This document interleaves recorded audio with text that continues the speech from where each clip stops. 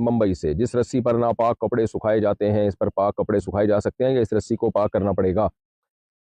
دیکھو، اگر ناپاکی گیلی تھی اور رسی پہ آپ نے کپڑے ڈال دیے اور وہ گیلی ناپاکی والا حصہ رسی پہ لگ گیا تو پھر رسی ناپاک ہو گئی۔ تو ایسے ہی ناپاک رسی پہ آپ جب گیلے کپڑے ڈالیں گے تو وہ بھی ناپاک ہو جائیں گے۔ تو اس لیے اگر ناپاک کپڑے ناپاک تھے مگر خشک ناپاکی تھی، گیلی نہیں تھی، تو ناپاکی خشک ہو چکی، جیسے پیشاب لگا ہوا تھا بچوں کی شلوار یا پینٹ وغیرہ پر اور وہ پیشاب خشک ہو گیا، وہ پینٹ آپ نے ڈال دی تار پہ تو خشک پیشاب ہے نا، وہ تو رسی کو ناپاک نہیں کرے گا، تو اس لیے اس میں آپ دوسرے کپڑے سکھا سکتی ہیں۔ پچھلے 4-5 سالوں کی زکوٰۃ ایک سال کیسے نکالے ہیں؟ سالوں کی زکوٰۃ بھی نکلتی ہے آپ کی، ماشاءاللہ 40 سالے پہ ایک سالہ۔ اچھا خیر، 4-5 سالوں کی زکوٰۃ ایک ساتھ کیسے نکالیں؟ جب کبھی ہمارے پاس 2 لاکھ تھے، کبھی 3 لاکھ، اب یاد نہیں تو حساب کیسے لگائیں؟ خود آپ نے غفلت کی ہے اور آپ اپنی ٹینشن میری طرف ٹرانسفر کر رہے ہیں کہ آپ کیسے لگائیں۔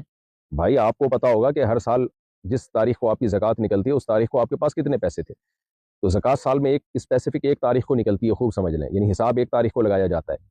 تو آپ نے غور و فکر کرنا ہے، جیسے آپ کی زکوٰۃ فرض کریں یکم رمضان کو نکلتی ہے، تو آپ نے دیکھنا ہے پیچھے ماضی میں جانا ہے، ہر سال یکم رمضان کو آپ کے پاس کتنے پیسے تھے، ایک اندازہ لگا لیں۔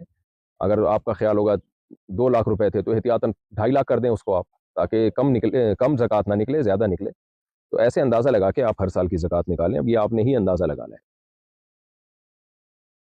نماز میں سمیع اللہ لمن حمیدہ کے بعد ربنا لک الحمد امام اور مقتدی دونوں کو کہنا ہوگا۔ دیکھیں، امام سمیع اللہ لمن حمیدہ بھی کہتا ہے، ربنا لک الحمد بھی کہتا ہے، لیکن مقتدی صرف ربنا لک الحمد کہیں گے، سمیع اللہ لمن حمیدہ مقتدی نہیں کہیں گے۔ ہم نے سنا ہے کہ جب اللہ ناراض ہوتا ہے تو سجدے کی توفیق چھین لیتا ہے، یہ بات مجھے سمجھ نہیں آتی کہ اللہ سجدے کی توفیق کسی سے کیوں چھینے گا؟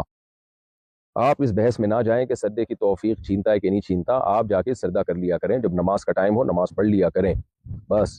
باقی اللہ تعالیٰ سجدے کی توفیق چھینتا ہے، اس کا مطلب یہ ہے کہ جب انسان برے اعمال کرتا ہے تو پھر برے اعمال کی توفیق ہی ملتی ہے اس کو، اچھائی کی طرف اس کا ذہن نہیں جاتا، تو ہر عبادت میں پھر کمی آتی ہے، اور جب عبادت کی طرف چلتا ہے تو پھر برائیوں سے بچنے کی توفیق ملتی ہے، پھر ہر آنے والا دن اس کا بہتر سے بہتر ہوتا چلا جاتا ہے۔